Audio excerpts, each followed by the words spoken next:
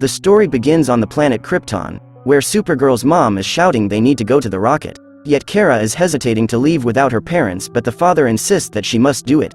The whole planet is nearly to its end as Kara is the only one that can be transported using the ship to safety. It's because Brainiac, a supervillain, is taking over everything and wants to destroy it all. The girl can't help but cry, bidding her final farewell to her loved ones, hearing their last words of, "Live for all of us." The planet explodes, while she's now undergoing on a deep sleep for a very long voyage going to her new home planet. She was told also once she reached that new world, she will have incredible abilities, but she's not the only one who possesses with fantastic powers. Her ship landed in an unfamiliar territory and tries to greet the people living there. Apparently, her cousin's destination is to the world of primitives, while she will land on the world to live with the gods. But the people she encounters are very hostile, then tries to capture and attacking her from every directions as she has no choice but to fight back as well.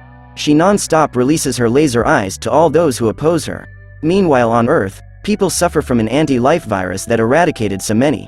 Even the mightiest heroes and villains didn't escape their fate from this. But then the cure came. Once people that they thought that are gone were miraculously brought back to life. But others are unfortunate, for they have been gone forever. Damian insists that he will go with them, but John says that he will go to the center of the sun. The new Batman says that he's Batman, so he'll still go with him. It's 27 million degrees Fahrenheit, John says, and Batman says he'll wear something for warm weather. If anything goes wrong, he'll find a way to come after both of them, and Cassie says, "I believe you, because you're Batman." All the strongest heroes were sent to the sun. This is where Clark had been feeding at the center of it for 5 long years. Cyborg instructs John to lure Superman out of the star, but Cassie worries for her friend, for he might not survive at the sun's core. Dinah reminds him that it is not his father who's at the center of it, but the boy is hopeful to bring him back as the greatest superhero. Without hesitation, John bravely shoots himself towards the burning heat of the sun, and the anti-life equation saw him coming right away. Apparently it is controlling the being who's been feeding the star for 5 years, and it attacked the Red Cape superhero, and it is faster and stronger than no one expected. Green Canary tries to hold the unliving Man of Steel using her greatest weapon in the universe. But it is futile before the raging monster and shatters it like glass. Cassie also helps with her lasso while the Bat Hero kicks the villain to the face. Everyone tries their best to hold it, yet still none of them can manage to contain the Man of Steel. 2 days later on Earth 2, 2 Green Lanterns approaches President Lane, who's looking for a signal from Elantra and Soln. One of them thinks that they're just dodging their calls, as the other says maybe that's the cause. John suggests that he should investigate to learn more, and the president gives him permission to do so. Suddenly, a portal that is called Boom Tube appears before them, alerting them they are now under attack. A moment later a voice was heard, then appears Batman saying, "It's just us, the Justice League." Superman walks in and greeted the president, now with a brand new arm. Lois Lane can't help but cry, and gives her husband a tight embrace. Clark's mother is also there, still can't believe to see that her son came home alive. Coming from behind is Jonathan Kent, saying he's not used to untraveling intergalactic portals. Martha greeted her, and kisses the love of her life right away. It's a family reunion to the Kent households, as everyone around them are happy for them. But the sweet moment is cut short, as one of them alerted Clark that they need to return to New Genesis because Jacob has waited too long. Before leaving, John thanked the two for bringing his father back. As they parted ways, John wants to go with them, but Batman suggests that he should just stay here for the best. Batman also bids his farewell to his longtime friend Alfred, but the man refuses to say his goodbye, for it is hard for him.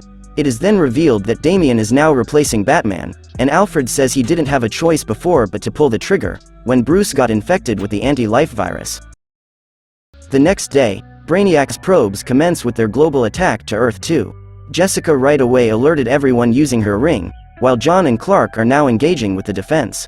The reinforcement has arrived, consisting of powerful Green Lanterns, but the 2 Supermen already torn the probes into pieces. The hero named Guy was disappointed because he didn't even get into action. The woman beside him detected something, saying someone might still come just behind the probes. She is right. Hours passed and Brainiac just arrived near the planet. The hero asks if Superman can see inside, but the Clark replies it is shielded from his vision. Yet somehow the ship looks damaged. Cyborg tells them to stay alert because it's a supercomputer and it must be a trap. Superman says it is highly intelligent and powerful just to rely on deceit. Guy however carelessly takes a closer look and gets near it. That made Superman decides to go inside and investigate. His son goes as well, telling him he just lost his father once. This time he's not letting Superman go to danger by himself. So both of them now flies to go inside the ship. Clark is protective to his son on what Brainiac might do. In a surprise, it looks like Brainiac is a threat no more, seeing his cyborg body disconfigured and telling them we have to stop them. Also warning the father and son that the dead gods will poison the universe and will end everything. Sometime before, the superhero Big Barda was the first one to get cured from the anti-life virus. But time passes her by and the first thing in her mind is to see her son after 5 years. Her husband named Scott says he has grown and Barda is worried that her son could be angry. The two are now together once again and happy, ready to travel to New Genesis to see their child. As they step into the Celestial City, it is paradise no more. There's only one thing on Barda's mind right now, calling her son's name out loud. She cried asking where he is, but the only one thing that is suspicious to her is the dark portal and Scott is trying to stop her. Her husband says they have no idea where that boom tube might lead them, but the mother inside of Barda is very determined to know if her son could be there. Little did she know, that will be the end of her, but a mysterious voice tells her to stop what she's doing. A man with a dark armor swoops her away from the deadly portal. Later she realized that her hand is now all bones as her husband rushes towards her. The Good Samaritan says she is a god, she will eventually heal. Scott actually knows him as Black Racer, and asks about the dark portal. He answers it is darkseid. The two are shocked, because they know that darkseid is already dead. Black Racer explains that all that weren't killed are now agents of the anti-life. He added, only the dead and unliving can pass through that doom tube. Barda asked to where does it lead. The unliving darkseid first struck the planet Korugar, where it was home to 7 billion people. In it, the soldiers of the planetary defense are attacking the invaders using their advanced weapons. Unfortunately, it has no effect to deities controlled by the anti-life. All of them got annihilated and destroyed, no one was spared.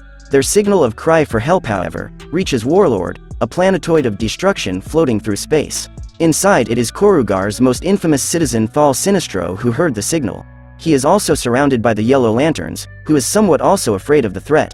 And even they are enemies of the Korugar people. They turned into allies to save their home planet.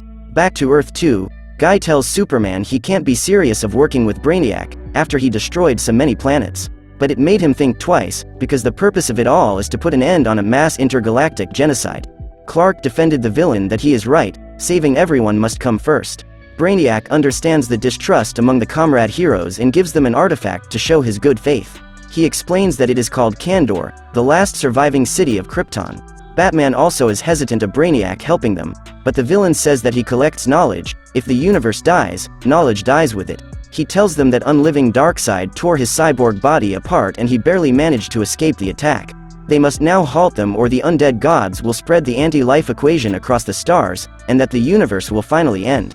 Scott asks how did he know that the universe will end. Brainiac replies that he is a 9th level intelligence. The hero also makes a guess that the scale of 9 is the highest level, in which the villain opposes because it can reach up to 13th level of intelligence, he says. Guy brags that he's also a 9, in the Guy Gardner greatness scale. Then he mocks Brainiac for failing this much and receives only a participation trophy. Subscribe to watch more videos like this. See you on the next one.